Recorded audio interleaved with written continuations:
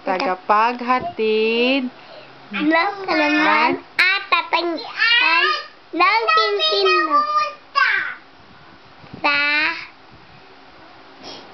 halaga sa usapan wala pangit.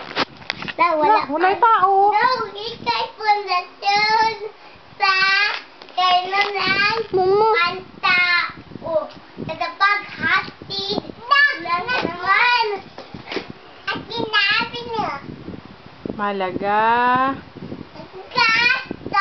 sapan at tatangian pangangatwiran panangkilan totoo marapat na pahalagaan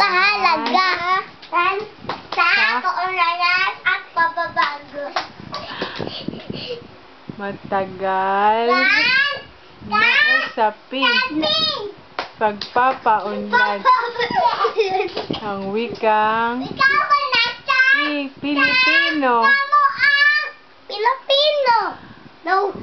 dahil lubos